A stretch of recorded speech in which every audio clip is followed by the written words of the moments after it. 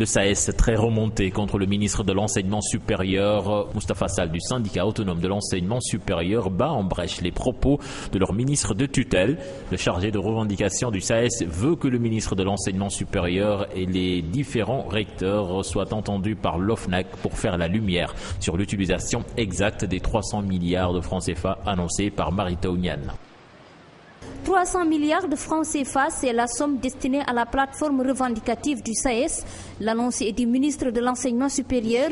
Moustapha Sall, chargé des revendications dans ce syndicat, veut une autosaisine de l'OFNAC sur l'utilisation de cet argent. On aimerait bien que toute la presse vienne voir dans les universités où se trouvent les 300 milliards. En tout cas, en ce qui me concerne, je ne vois pas où est-ce que j'ai 112 milliards d'œuvres sociales sur moi. Et donc, au niveau des universités, les amphithéâtres sont bondés.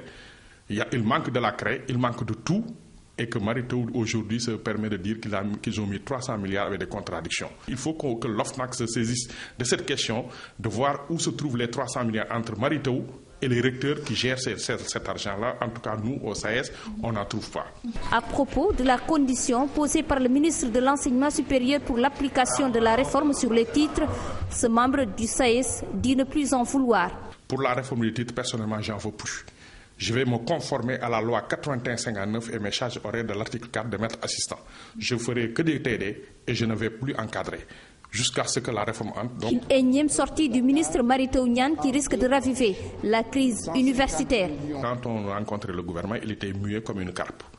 Alors, tout ce qu'il a dit hier, est-ce que le gouvernement a eu l'honnêteté de le dire devant le syndicat? En tout cas, on n'a pas entendu. Donc, sur ces questions de menaces, nous, vraiment, ça nous laisse au pôle Nord, ça ne nous empêche pas de dormir. Le SAES n'a pas encore donné sa position officielle sur les mises en garde du ministre de l'Enseignement supérieur, mais Moustapha Sall indique que le SAES continue de dérouler son plan d'action, cela malgré les menaces du ministre.